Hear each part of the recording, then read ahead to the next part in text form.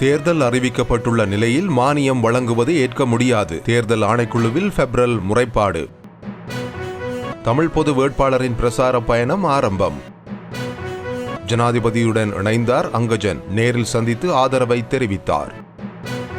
ரணில் வெளியிட்ட சொத்து விபரத்தை பொதுமக்கள் நம்பப் போவதில்லை. சுனில் ஹந்துன்னெத்தி தெரிவிப்பு.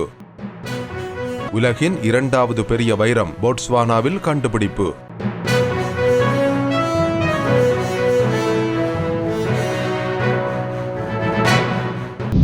ஜனாதிபதி தேர்தல் அறிவிக்கப்பட்டுள்ள நிலையில் அரசாங்கம் மக்களுக்கு மானியங்கள் வழங்குவதை ஏற்றுக்கொள்ள முடியாதென தேர்தல் கண்காணிப்பு அமைப்பான பெப்ரல் தெரிவித்துள்ளது.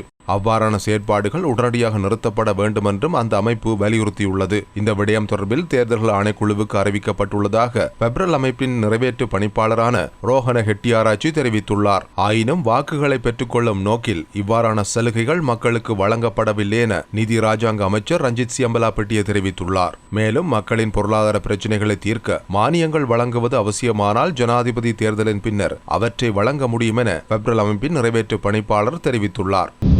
தமிழ் பொது வேட்பாளரின் நமக்காக நாம் தேர்தல் பிரசார பயணம் இன்று காலை 9 மணியளவில் யாழ்ப்பாணம் சக்கோட்டை கொடிமுனையிலிருந்து ஆரம்பமானது. தமிழ் பொது வேட்பாளர் பாக்கிய செல்வம் அரியநேத்திரன் உள்ளிட்ட குழுவினர் பிரசார துண்டு பிரசுரங்களை விநியோகம் செய்தனர். இந்த பயணம் தொடர்ந்து பொலிகண்டி கிழக்கு, பொலிகண்டி மேற்கு, வல்வெட்டித்துறை, ஆதிகோவிலடி, தொண்டைமானாறு, வளலாய், பலாலி, தையிட்டி, காங்கேசன்துறை ஆகிய இடங்களில் ஊடாக நகர்ந்தது. தமிழர் தாயகத்தின் 8 மாவட்டங்களுக்குமாக தொடர்ந்து நடைபெறவிருக்கும் இந்த பிரசார பயணம் வடக்கு கிழக்கு தவிர்ந்த ஏனைய பகுதிகளுக்கு மக்களின் அழைப்பின் பெயரிலான பிரசார பணிகளும் திட்டமிடப்படுவதாகவும் தெரிவிக்கப்பட்டுள்ளது.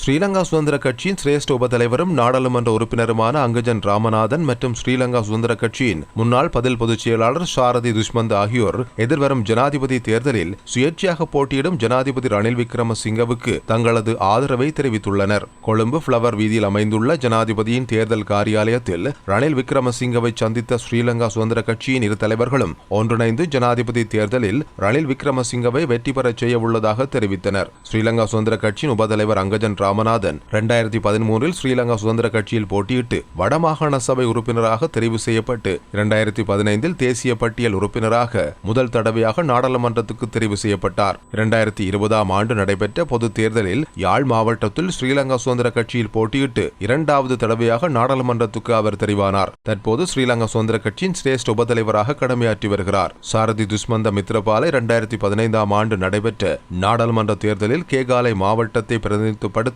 முதல் முறையாக நாடாளுமன்றத்துக்கு தெரிவானார். கடந்த காலத்தில் ஸ்ரீலங்கா சுதந்திர கட்சியின் பதில் பொதுச் செயலாளராகவும் அவர் இருந்துள்ளார் என்பது குறிப்பிடத்தக்கது.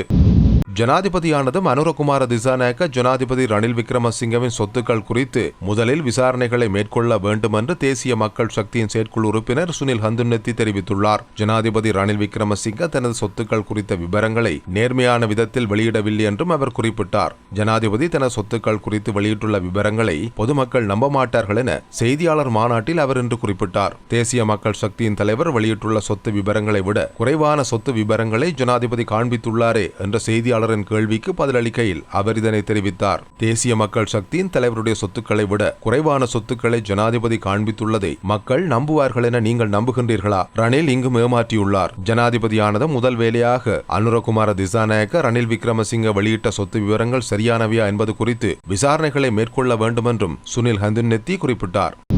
உலகின் 2வது பெரிய வைரம் போட்ஸ்வானாவில் கண்டுபிடிக்கப்பட்டுள்ளது. கனேடிய நிறுவனமான லூகாரா டயமண்ட் நிறுவனத்துக்கு சொந்தமான சுரங்கத்தில் இந்த வைரம் கண்டுபிடிக்கப்பட்டது. 1905 ஆண்டில் தென்னாப்பிரிக்காவில் கண்டுபிடிக்கப்பட்ட 3106 கேரட் கலினன் வைரத்துக்கு பிறகு இது மிகப்பெரிய கண்டுபிடிப்பாகும். போட்ஸ்வானாவின் தலைநகரான கப்ரோனுக்கு வடக்கே சுமார் 500 கிலோமீட்டர் தொலைவில் உள்ள கரோவ் சுரங்கத்தில் இந்த 2வது வைரம் கண்டுபிடிக்கப்பட்டுள்ளது. தெற்காப்பிரிக்காவில் இதுவரை கண்டுபிடிக்கப்பட்ட வைரங்களில் இதுவே மிகப்பெரிய வைரம் என்று போட்ஸ்வானா அரசாங்கம் கூறியுள்ளது.